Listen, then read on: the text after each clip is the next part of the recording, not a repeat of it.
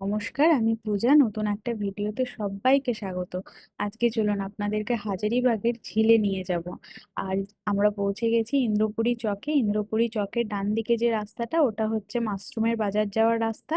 আর এই বাঁ দিকের রাস্তাটা হচ্ছে ঝিল যাওয়ার রাস্তা। রাস্তার পাশে এটা হলো হাজারীবাগের পুলিশ কোয়ার্টার, আর এটা বিশাল মেগামার্ট, ওই শপিং মল একটা। আর এরপরে এটা হচ্ছে হাজারীবাগের মিন ভবন, মানে মৎস্য ভবন। আর এই রাস্তাটা না ভীষণ সুন্দর, বড় বড় গাছপালা দুপাশ দিয়ে, আর মাঝখান দিয়ে রাস্তাটা চলে গেছে। ঝিল যাওয়ার মোড়ে আমরা পৌঁছে গেছি। আর এখান থেকে তিনটে রাস্তা তিন দিকে চলে গেছে।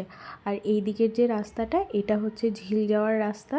আর এই যে এই দিকের রাস্তাটা, এটা হচ্ছে হাজারীবাগে বিনোবা ভাবে ইউনিভার্সিটি আছে, সেই ইউনিভার্সিটি যাওয়ার রাস্তা। হাজারীবাগ যে শহরটা না, এই শহরের ভেতরে তেমন কোনো ঘোরার জায়গা নেই, মানে ফাঁকা জায়গা সেরকম। আর শহরের বাইরে প্রচুর ঘোরার জায়গা আছে। আর শহরের বাইরে যে জায়গাগুলো আছে সেখানকার প্রাকৃতিক দৃশ্য খুবই সুন্দর, কিন্তু শহরের ঘোরার মতো জায়গা বলতে এই যে একমাত্র এই ঝিলটাই। আর শহরের ভেতরে যেহেতু কোনো ফাঁকা জায়গা নেই সেরকম, সেই জন্য সকাল বিকেল দু টাইমই সবাই এখানে হাঁটতে আসে। শুধুমাত্র হাঁটার জন্য নয়, এখানে কিন্তু বিকেলবেলা সবাই অবসর সময় কাটানোর জন্যও আসে। সেই কারণের জন্যই এই ঝিলের পাশ দিয়ে এই ছোট ছোট দোকানগুলো আছে। বিভিন্ন ধরনের খাবার দোকান আছে। খাবারের দোকানই নয়, এখানে বিভিন্ন ধরনের এই যে খেলনা, পুতুল, এইসবের দোকানগুলোও বসে। হাজারীবাগে যারা অফিসার র্যাঙ্কের চাকরি করেন তাদের বাড়িগুলো এই ঝিলের চারিপাশ দিয়ে। আর এই যে যেমন দেখুন, এটা হচ্ছে জাজ বাংলো।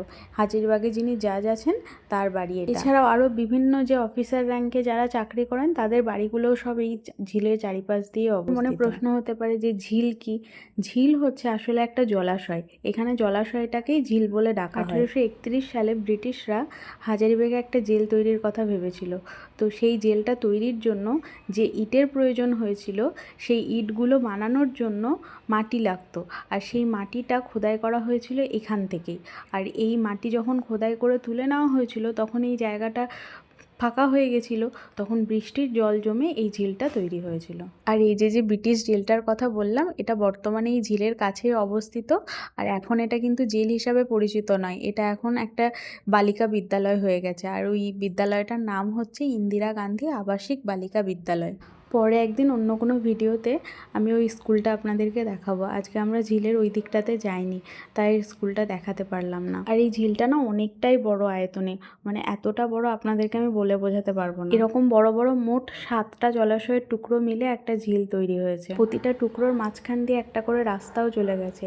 ওই যে দূরে গাড়ি যাচ্ছে দেখা যাচ্ছে, ওইখানে কিন্তু ওই রাস্তাটার ওই পাশেও আবার এক টুকরো জলাশয় আছে। এরকম করে টোটাল 7টা জলাশয় আছে। আর আজকে তো আমরা ঝিলে গিয়ে নতুন একটা এক্সপিরিয়েন্স করেছি, ব্যাটারি সাইকেল চালিয়েছি। তো একটা নতুন অভিজ্ঞতা। এরপর আমার সাইকেল চালানো শেষ। আজকে আমার বরের একটা কলিগের বাড়িতে আমাদের ইনভিটেশন আছে, তো আমরা এখন সেখানে যাব। আর আজ যাদের বাড়ি যাব, ওদের বাড়ি ঝাড়খণ্ডেই, চাতরা ডিস্ট্রিক্টে। আর দেখুন কত কত খাবারের আয়োজন করেছে। এখানের মধ্যে কিছু কিছু খাবার ছিল যেগুলো নতুন, আমি আগে কোনোদিনও দেখিনি। আর এই যে এটাকে বলে হচ্ছে ধুসকা। আর এটা তো ইডলি। আর এটা হচ্ছে মাক্কাই, মানে হচ্ছে ভুট্টার একটা খাবার। এটা হচ্ছে নোনতা। আর এটা হচ্ছে মিষ্টি।